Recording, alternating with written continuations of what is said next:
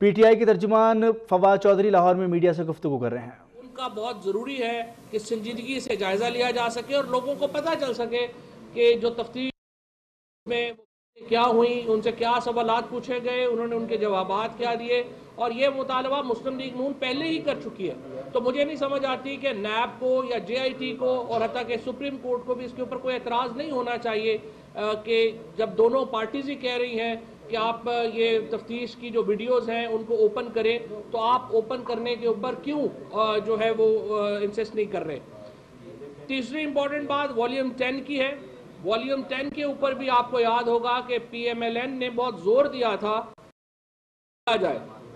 عوام جاننا چاہتی ہے کہ کیا وجوہات ہیں کہ جب وہ والیوم 10 ان کے وکیل نے پڑھا اور ان کے وکیل نے اس کو دیکھا، اس کے بعد مسلم لیگ نون والیوم 10 کو کھولنے کے مطالبے سے دستبردار ہو گئی۔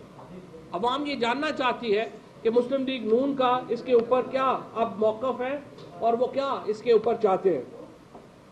تیسری امپورٹنٹ بات الیکشن کمیشن سے میں یہ کہوں گا کہ سپریم کورٹ نے اپنے فیصلے میں نواز شریف صاحب کو ڈکلیئر کر دیا ہے کہ وہ ایم این اے کی اہلیت نہیں رکھتے، لہٰذا نواز شریف تمام عمر کے لیے یا جب تک یہ فیصلہ ریورس نہیں ہو جاتا وہ ایم این اے کا الیکشن نہیں لڑ سکتے۔ اب پولیٹیکل پارٹیز ایکٹ میں یہ بات طے ہے کہ صرف وہی شخص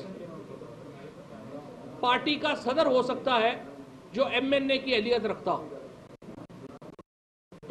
تو اس بات کے اوپر کہ الیکشن کمیشن نے ابھی تک نون کی صدارت کے عہدے سے نواز شریف کو ڈی نوٹیفائی کیوں نہیں کیا۔ الیکشن کمیشن اس کے اوپر سو رہا ہے، سپریم کورٹ کی ججمنٹ کی خلاف ورزی ہے، اور مسلم لیگ نون اس وقت بحیثیت جماعت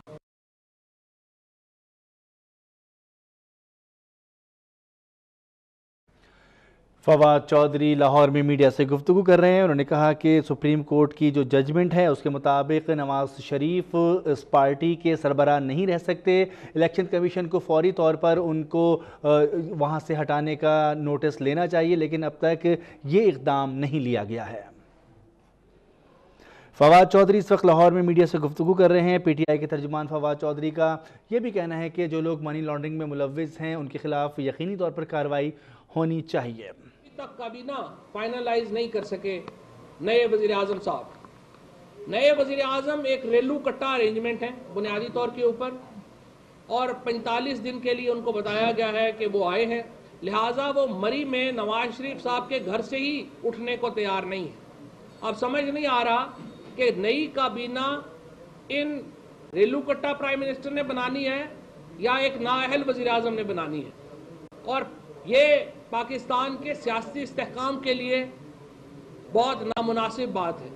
اس کی وجہ یہ ہے کہ پاکستان کی معیشت جو ہے رہی ہے، ہماری کرنسی مارکیٹ، ہماری سٹاک مارکیٹ اور ہماری عمومی جو معیشت ہے وہ اس وقت ہل کر رہ گئی ہے اس سیاسی بحران کی وجہ سے، اور اس کی واحد ذمہ داری مسلم لیگ نون کے اوپر ہے، جو بحیثیت جماعت اس میں جو ایون جو اچھے لوگ ہیں وہ بھی صرف بحیثیت ایک پارلیمنٹیرینز کے اپنا کردار ادا نہیں کر پا رہے۔ ان کا کام تھا کہ جب نواز شریف نااہل ہوئے تو پاکستان کے لیے سوچتے، نہ کہ شریف فیملی کے لیے سوچتے، اور ابھی تک جو معاملہ ہے وہ درمیان میں لٹکا ہوا ہے اور اس کے اوپر وہ کوئی بات اور گفتگو جو ہے وہ ابھی آگے نہیں چل پا رہی۔ اس کے ساتھ ہمارے دو مطالبات اور ہیں۔ ایک، ہم نے یہ فیصلہ کیا ہے کہ ایل این جی کا جو ریفرنس جو شاہد خاقان عباسی کے اوپر نیب نے کلوز کیا، یہ کہانی بھی حدیبیہ کی کہانی سے مختلف نہیں ہے۔ آپ نے دیکھا کہ کس طرح سے حدیبیہ کے کیس میں اور باقی مقدمات میں نیب نے باقاعدہ ایک پارٹنر ان کرائم کا کردار ادا کیا، شریک۔ اسی طرح سے ایل این جی کے ریفرنس میں بھی نیب شریک جرم ہے۔ یہ 220 ارب روپے کا فراڈ ہے جو موجودہ حکومت میں ہوا اور جس کے مرکزی کردار شاہد خاقان عباسی ہے۔ ہم یہ مطالبہ کرتے ہیں کہ نیشنل اکاؤنٹیبلٹی بیورو